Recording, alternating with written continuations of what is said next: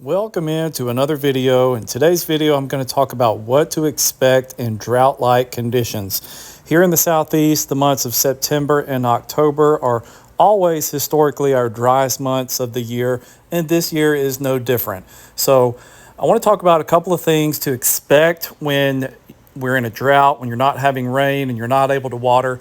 And the first of which is just the brown color in your grass. This is obvious, but it's worth mentioning.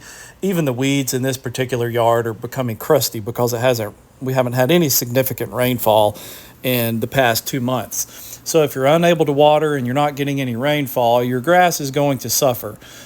Whether it's Bermuda grass or zoysia grass. This is Bermuda here with a lot of weeds mixed in. Usually weeds can survive a drought, but if it's a very shallow root system, the weeds are hitting the same gravel and hard rocky surface that the grass is hitting, the weeds are going to suffer just as much as the grass. But I'm seeing brown grass all over the place, whether it's in full sun or the shade. Sometimes zoysia grass can do a little bit better in the shade. This is a Bermuda yard you're looking at here where it's gets about half sun, half shade, and it's all suffering. So this particular yard doesn't get any water at all, and then you pair that with no rainfall and it's just going to suffer with drought-like conditions.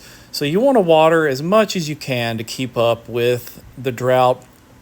Now, I know that's hard to do and it can become an expensive habit, but if you don't want your grass to suffer too bad, go ahead and water as much as you can. You don't have to water every day, but maybe 2 to 3 times a week just to keep up with the drought. One thing you may notice if you do water your lawn is some green patches and some brown patches.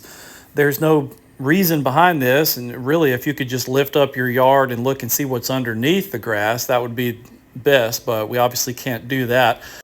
So the soil structure of your lawn is possibly wavy. It's like waves where you may have more topsoil in some areas and it could be hard, rocky, compacted soil in other areas. So in this particular yard where you're seeing green grass, it could be a little bit more topsoil, which is allowing the roots of the grass to grow a little deeper. In the brown areas, that soil could be a little more thin, a little higher. The roots of the grass are hitting a hard, rocky, compacted surface, which is causing it to be brown and drought stressed. So I see this a lot in yards, whether it's Bermuda or zoysia, that water their yards in drought-like conditions. It just still ends up being uneven. Now in this zoysia yard here, when you walk over here to the shade areas, the zoysia tends to be doing better.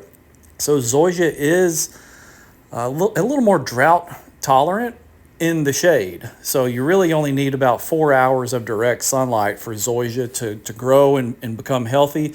But all that kind of changes when you're in a drought.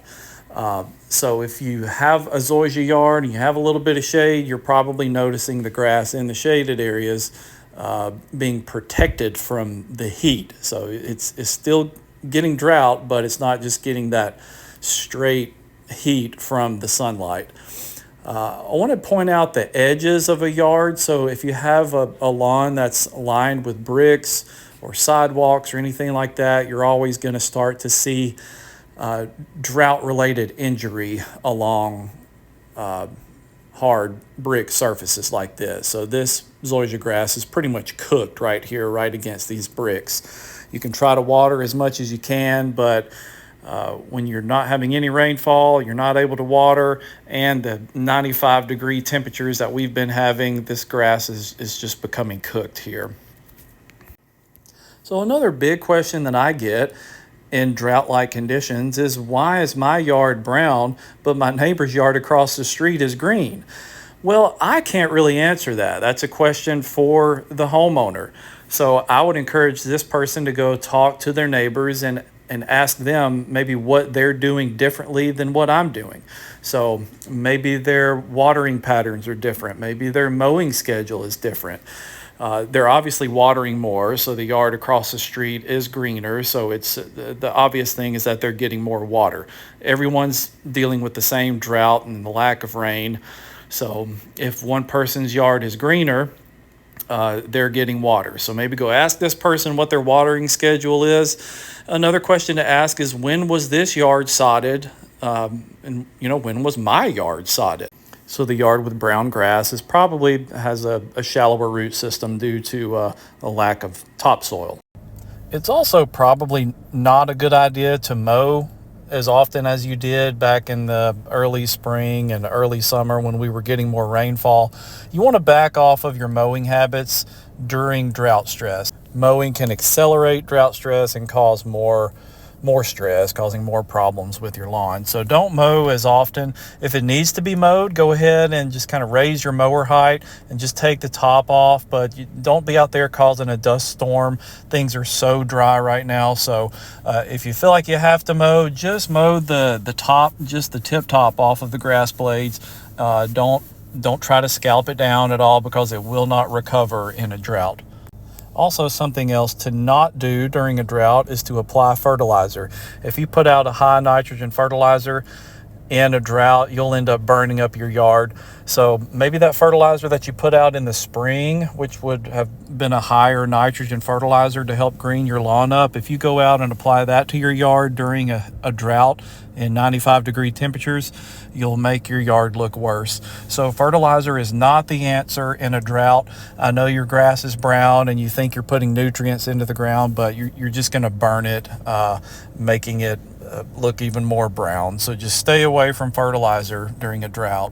And the last thing I'll mention is that we are in fall pre-emergent season. So September and October, this is the time to get your fall pre-emergent out.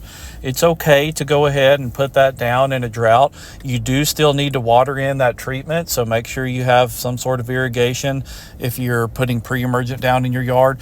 Whether you're in a drought or not, there's still a window of opportunity to get pre-emergent down. And for the fall, that is September and October. So go ahead, apply your pre-emergent. That's okay. Just make sure you do one good watering after you apply that pre-emergent to make sure you get the chemicals down into the soil where it creates that pre-emergent barrier. So pre-emergent is okay during a drought. Thank you for watching.